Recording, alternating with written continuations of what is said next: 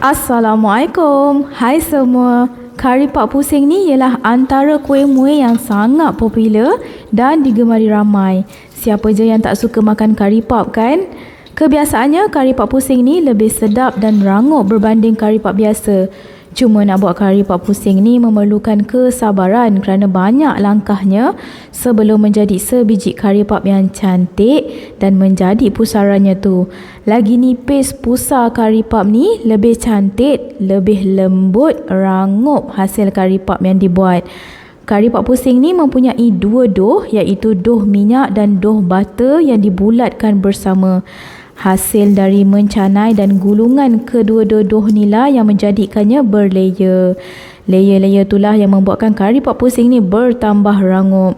Jadi dalam video tutorial hari ni, Umi nak kongsikan cara buat kari pap pusing step by step yang bukan sahaja cantik hasilnya, ianya juga rapuh, nipis dan sangat rangup.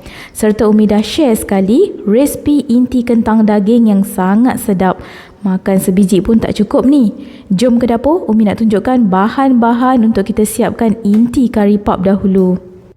7 ulas bawang putih, potong kasar je, nanti kita nak blend. 3 inci halia, iris kasar. 2 biji bawang besar yang bersaiz sedang. 3 tangkai daun kari. 2 sudu besar rempah kari daging, babas. Setengah sudu besar serbuk kunyit, babas. Kiub pati lembu sebagai pelengkap rasa sebab kita guna inti daging kan. 900 gram daging lembu. Ini Umi dah siap potong dadu-dadu kecil macam ni. Kemudian basuh bersih dan toskan airnya. 7 ke 8 biji kentang, potong dadu-dadu kecil-kecil macam ni. Basuh bersih dan toskan juga. Air lebih kurang 1 liter, garam secukup rasa dan 1 ikat daun ketumbar cincang halus. Dalam blender, kisar bawang putih, halia, bawang besar, kemudian masukkan sedikit air, kisar bahan-bahan ni hingga lumat. Kemudian panaskan minyak, tumis bahan-bahan kisar ni hinggalah naik minyak sedikit, iaitu pecah minyak ya.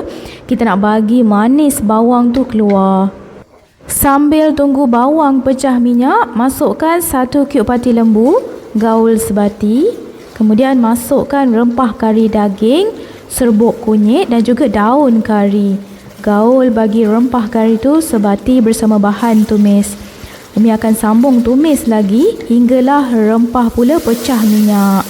Rempah dah nampak naik minyak tu, barulah masukkan daging yang telah kita dadukan tadi. Gaul bagi perapan rempah tu sekata dan bercampur rata bersama daging. Tutupkan sekejap tudung kuali bagi daging meresap bersama bahan tumis dan keluarkan air. Daging ni dah agak terbesar sikit Umi potong. Kalau dadukan atau cincang bagi lagi halus sikit, lebih baik. Senang nak kunyah nanti. Daging dah nampak bertukar warna, dah masak sikit tu. Masukkan pula kentang yang telah didadukan. Gaul bagi kentang bercampur rata bersama rempah dan daging. Biarkan sekejap, kemudian tuangkan air.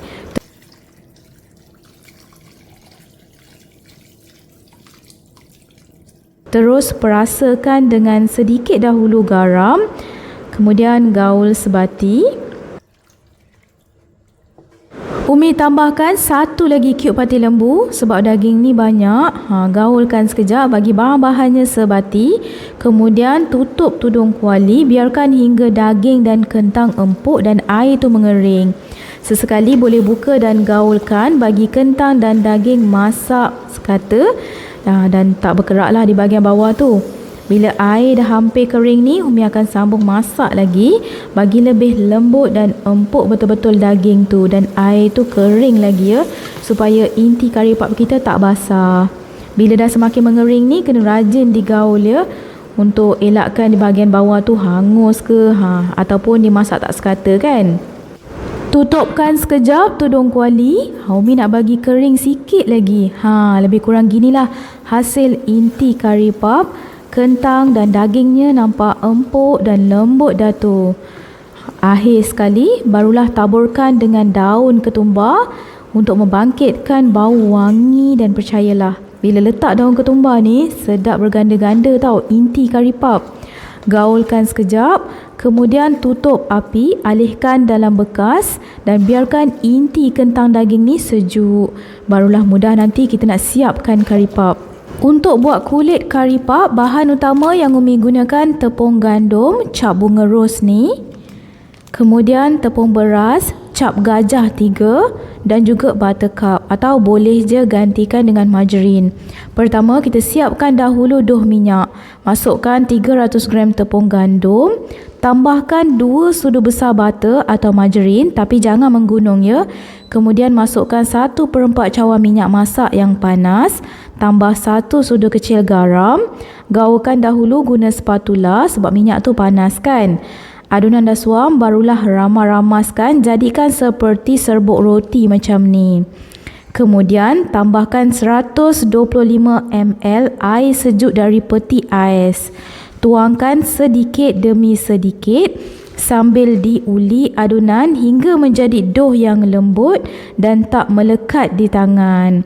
125 ml air sejuk tu memang dah ngam elok ya, untuk dapatkan hasil doh yang lembut dan tak melekit. Untuk dapatkan kulit kari pup yang rangup, pastikan guna air sejuk dari peti ais untuk menguli doh pertama ni. Doh minyak dah kelihatan sangat lembut tu dan tak melekat lagi tepungnya. Oles tangan kita dengan sedikit minyak masak. Ambil doh, dab-dabkan tangan di permukaan doh minyak tu, kemudian rehatkan sekejap. Doh pertama ni selama 10 minit di tempat yang tertutup. Sementara tu kita siapkan doh kedua iaitu doh butter. Dalam mangkuk masukkan 150 gram tepung beras, kemudian campurkan 125 gram buttercup atau apa-apalah margarin atau jenis butter yang lain pun boleh. Ramas-ramaskan dahulu bagi butter bercampur rata bersama tepung beras, kemudian uli hinggalah menjadi doh yang tak melekat di jari seperti ni. Lembut je dohnya tu kan. Dah siap, ketepikan dahulu. Ambil semula doh pertama yang telah direhatkan tadi. Uli doh minyak ni sekejap pakai tangan, kemudian bentukkan bagi lonjong sedikit. Potong-potong doh menjadi bahagian yang kecil, kemudian timbang doh minyak ni seberat 64 gram setiap satu. Manakala doh kedua iaitu doh butter pula, potong bagi kecil juga dan timbang seberat 36 gram setiap satunya. Jadi di sini kita ada dua doh yang berbeza dan Umi namakan doh pertama tadi sebagai doh minyak dan doh kedua yang kecil ni sebagai doh butter. Dah siap timbang, bulatkan kedua-dua doh tersebut bagi membentuk bulatan yang kemas, rapi dan licin permukaan atas dan bawahnya. Ambil doh minyak, doh yang 64 gram tu, lepaskan macam Umi buat ni. Kemudian masukkan doh butter yang kecil tu di tengah-tengah doh minyak. Kemudian tutupkan bagi kemas dan padat. Cubit-cubitkan doh tu ya bagi tertutup rapat. Kemudian bulat-bulatkan dengan tangan. Sambung masukkan doh butter ke dalam doh minyak hinggalah adunan habis. Dah siap bulatkan, rehatkan lagi doh yang dah bersatu tu selama 15 minit. Selepas 15 minit, bolehlah mula mencanai. Doh-doh yang berbaki tu pastikan ditutup ya, untuk elak permukaan doh menjadi kering. Langkah pertama, canai doh ni bagi nipis. Gelik ke atas dan ke bawah, kemudian ke kiri dan ke kanan bagi lebarnya sekata. Canai jangan keterlaluan nipis sangat, agak-agak je macam Umi gelikkan ni pun dah okey. Gulungkan bagi kemas dan rapat macam Umi buat tu. Kemudian letakkan doh menegak gitu. Tekan-tekan sikit dohnya guna jari bagi leper. Barulah gelik doh memanjang pula. Gelikkan ke kanan dan ke kiri juga bagi dohnya melebar sedikit. Canai tu agak-agak je, tak perlu terlalu nipis atau tebal sangat. Dah siap canai menegak macam ni, gulungkan semula macam Umi buatkan tu. Gulung sambil perkemaskan bahagian tepi-tepi doh. Dah siap gulung, hentakkan perlahan-lahan hujung kedua-dua doh tu bagi rata. Mudah nanti nak dapatkan potongan saiz yang sama besar. Satu doh ni boleh dibahagikan kepada 3. Jadi nanti dapatlah 3 biji kari pup. Dah nampak tu kan bentuk pusaran atau layer-layernya. Ambil satu dough yang dah dipotong tadi, canaikan. Waktu canai yang terakhir ni jangan terlalu nipis sangat ya. Biar masih nampak ketebalan dough tu, barulah menjadi elok pusarannya tu. Dah nampak cantik kan? Nampak jelas bentuk layer-layernya. Kemudian bahagian yang kita canai tu biar di atas, yang cantik pusarannya tu biar duduk di bawah. Masukkan inti kentang daging atau apa-apalah inti yang anda suka di bahagian lekuk tengah tu. Tutup rapat di bahagian tepi-tepi dough. Tekan-tekan sikit guna jari. Kemudian barulah mula kelim kari puff. Kelimlah bagi kemas dan rapat untuk elakkan kari puff terbuka masa digoreng. Umi masih beginners lagi. Jadi tak adalah berapa kemas sangat bab-bab nak mengelim kari puff ni. Dah siap tu, susun di atas dulang. Sambung canai lagi dough-dough yang ada tu hinggalah habis. Boleh perhatikan tu ya, cara Umi gelik dan canai dough untuk buat kulit kari puff pusing ni. Jadi di sini ada hampir 7 step yang perlu anda lakukan untuk hasilkan sebiji kari puff pusar. Yang pertama, gelik dan canai bagi melebar dan nipis sedikit. Yang kedua, gulungkan bagi padat dan kemas hujung tepi-tepinya tu.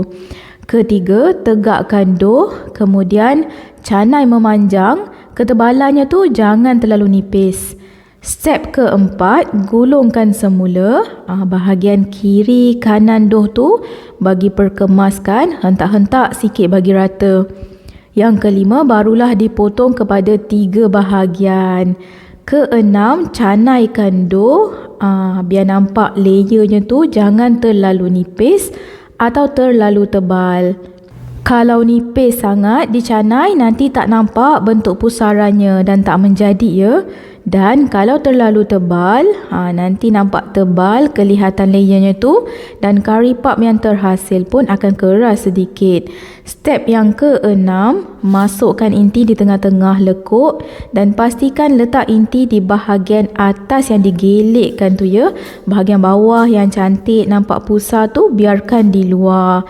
Dan akhir sekali step ketujuh, barulah dirapatkan kedua-dua hujung dan kelimkan dengan kemas. Dapatkan step-step yang Umi ajarkan tu. InsyaAllah kalau ikut setiap step serta tips-tips yang diterangkan, pasti berhasil dapatkan sebiji kari puff pusing yang cantik. Banyak layernya dan rangup hasilnya. Kalau tengok video ni pun nampak part Umi kelim kari puff tu masih tak pro lagi. Atau mungkin inti Umi letak tu terlalu banyak lah. Kononnya nak bagi padu lah kan rasa kari puff ni. Tak adalah kosong je bila makan. Jadi part kelim tu kena baiki lagi supaya bila kita goreng nanti nampak cantik bentuk kelim tu. Masih ada rupanya kan. Untuk beginners yang belum pernah cuba atau sebelum ni dah pernah cuba tapi asyik fail je, jomlah cuba resipi dan teknik yang Umi ajarkan ni. Dah siap kelim kari puff untuk tray yang pertama ni. Umi masukkan sekejap dalam freezer yang kat tempat sejuk beku tu. Biarkan lebih kurang 30 minit bagi doughnya sejuk sedikit. Kalau di frozen baru digoreng, lagi cantik pusaran yang terhasil nanti. Sebelum digoreng tu panaskan minyak 10 minit lebih awal dengan api perlahan. Minyak dah panas barulah masukkan kari puff. Minyak kena banyak sedikit ya. Dan untuk sekali gorengan ni jangan letak kari puff terlalu banyak. Biar suhu panas minyak tu ngam dan sesuai untuk kari puff masak sekata. Sesekali boleh balik-balikkan bagi belah atas dan bawah masak sekata. Goreng hinggalah warna coklat keperangan sedikit ya. Bagi kari puff ni kekal kerangupannya lama. Dah nampak keperangan gitu, angkat dan toskan minyak. Okey, Umi nak sharekan sedikit ya. Untuk butter tu tak kisah ya, anda nak pakai brand apa-apa pun, boleh je. Macam Umi kebetulan ada buttercup kat rumah, jadi pakai tu je lah. Hasilnya, kari pap kita lembut, rapuh dan rangup kulitnya. Sedap sangat makan panas-panas ni. Kemudian sambunglah goreng lagi beberapa biji yang anda nak. Goreng untuk yang nak dimakan je ya. Baki tu boleh frozen kan. Kari pap ni sedap dimakan panas-panas. Ianya lebih rangup dan nikmat sungguh lah rasanya. Kalau nak frozen kan, masukkan dalam ice box, bagi frozen. Dan bila nak goreng tu, keluarkan 1 jam awal, bagi kari papnya lembut sedikit, barulah digoreng. Alhamdulillah, siap dah kari pap pusing inti kentang daging dari Umi. Dah ada yang terliur ke tu? Apa tunggu lagi? Jom cuba. Banyak lagi resipi-resipi menarik di channel Umi Atiyah Atif Kitchen. Jadi jangan lepaskan peluang untuk mencuba resipi-resipi dari Umi. Jumpa di episod akan datang. Jangan lupa subscribe, like, share dan tekan lonceng yang pertama untuk dapatkan notification bila Umi up video terbaru. Assalamualaikum. Bye.